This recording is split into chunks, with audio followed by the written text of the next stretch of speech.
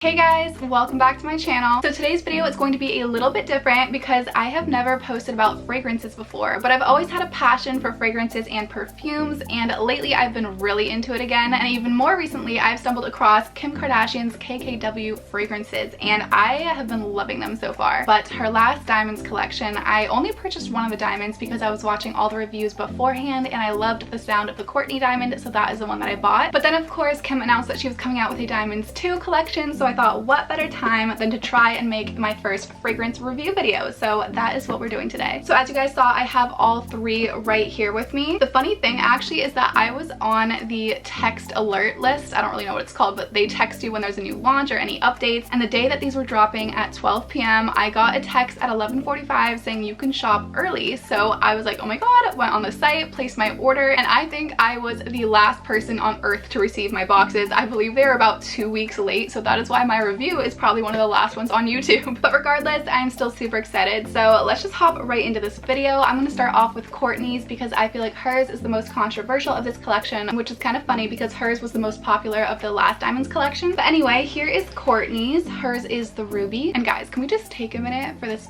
packaging? Look at that. It is so luxurious looking. And I don't have the perfumes pushed in right now because they were so hard to pop out, so I just have them laying there, but they snap right into there for safety. But yeah, this is what Courtney's perfume looks like. Super pretty. So as for the notes, I'll just have them on the screen right here for you guys so I don't have to read through them and have you try to remember. But in the opening, we have some ginger, peppercorn, orchid accord. The middle notes include rose, warm pimento, wild poppy accord, and the dry down includes vanilla bean, sandalwood, Australia ochre, and alluring red jasmine. And on the KKW fragrance Instagram, it says that the ruby is an oriental floral scent with lots of notes of fiery red ginger, orchids, peppercorn, and sandalwood. And I've got to say that those are definitely the strongest notes that I'm smelling in this. So this to me is the most interesting scent of the three. It's the hardest to pinpoint which ingredient I'm smelling the most of, but it's definitely a very spicy perfume. The first time that I sprayed this on myself, it reminded me of something Himalayan. And I know how weird and random that sounds, but where I grew up, there was an annual festival called the Himalayan Fair, and this is pretty much what that festival smelled like. It's very warm and spicy and inviting and kind of, it's definitely a more mature scent, but it's also, in my opinion, a very cozy scent. So as for the notes that I pick up in this perfume, I definitely smell that ginger right off the bat. I think that's what's giving it its spiciness. But as it dries down, I'm definitely smelling those florals and that woody base come through. And as for perfumes that remind me of this one, I don't have the biggest collection, but I would say the closest one I have is YSL Libre. For those of you who are familiar with Libre, you know that this one definitely has a bit of a kick to it. I can definitely smell that same spiciness, but I think the main difference between the two is that Courtney's is much more of a warm scent and YSL Libre is a bit more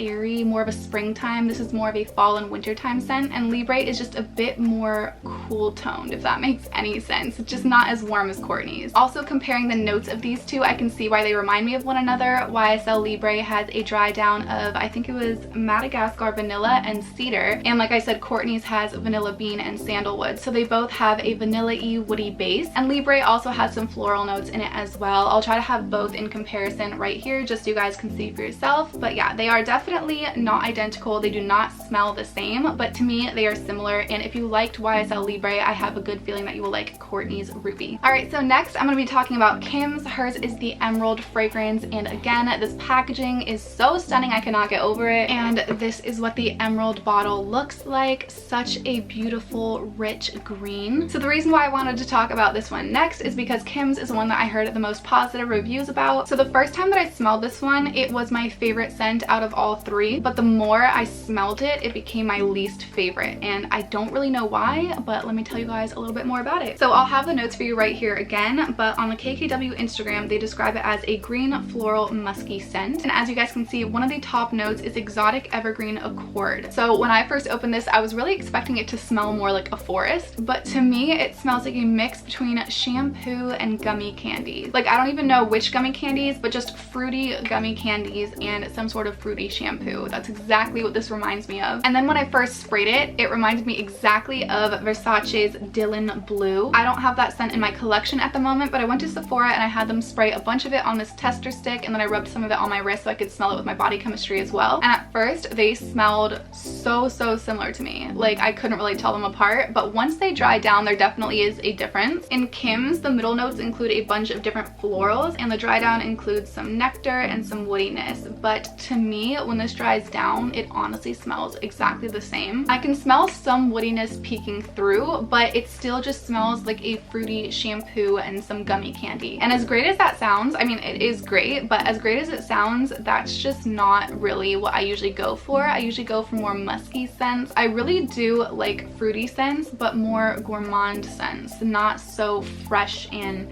mandarin-y. So I think the biggest difference between the two is that when Dylan Blue dries down, I smell a bit of a creamy floralness coming out of it. It's still definitely very fresh, and it does kind of still remind me of a shampoo, but it reminds me of a very luxurious, expensive type of shampoo. And the Emerald fragrance maintains the fruitiness all the way through. That's pretty much all I smell, and it reminds me of a Walgreens shampoo. And I don't mean that in a rude way. I just used to use a shampoo from Walgreens that smells exactly like this, and it is a really nice scent. It's just that that's what it reminds me of. So these definitely do differ when they dry down, but at first spray they remind me so much of one another. So I feel like if you enjoy Versace's Dylan Blue as a scent, you might also really enjoy Kim's Emerald. All right, so the last one of the collection is Chloe's, and hers is the Sapphire. I think this one is actually my favorite diamond because blue is one of my absolute all-time favorite colors, and I don't know how well you guys can see it, but this is such a deep, rich blue. It's amazing. All right, so you guys can see the opening notes for Chloe's perfume, and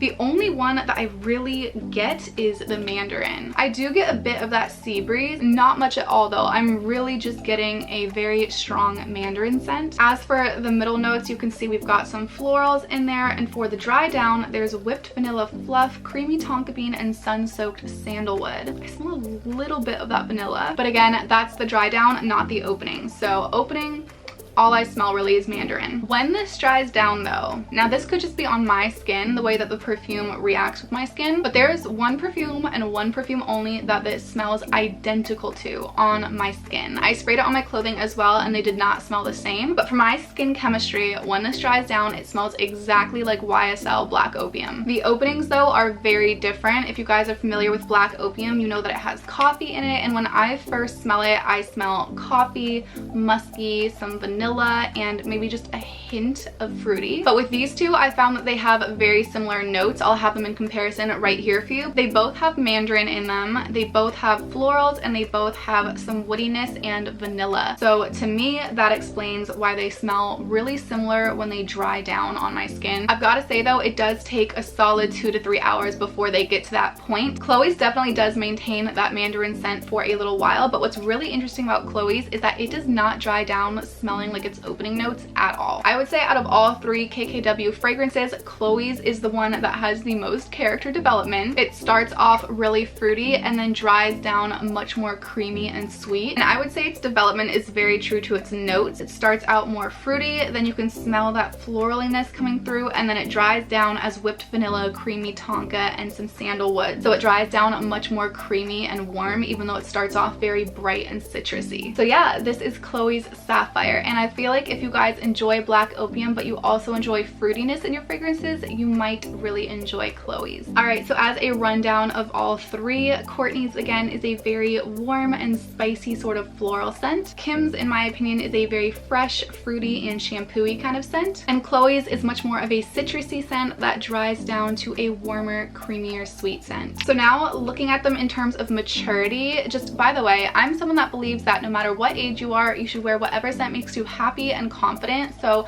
I'm not about to tell you which one you should wear for which age you are, but out of the 3, I would say Courtney's smells the most mature, then I would say Chloe's is next on the list, and then Kim. And in terms of the type of occasion that they remind me of, I'm having a bit of a hard time with these, just placing where I would wear them. I would say Courtney's is good for maybe a cozy night in, if you just want to add like a little extra spice to it. It could also be worn for a dinner out, but For me personally, I don't really like wearing very strong fragrances for dinners or anything, just because I like to smell my food more than myself, and when it comes to spicy fragrances, they tend to overpower food smells in my opinion. So maybe not for a dinner out, but maybe a night out if you're feeling like a bit of a wild child but you're still a homebody at heart, because this is, you know, a bit spicy, a bit wild, but it's still a cozy scent. So for Chloe's, I feel like this one would be really good for a date. I read somewhere a long time ago that smelling citrus on someone automatically makes them a bit more attractive, because citrus activates some sort of happy hormone in our brain, and when we're around the smell we get happier, so we associate the happy feelings with the person that smells like citrus. I could be totally wrong. I have no idea where I read this, and I think I was in middle school when I heard about it, but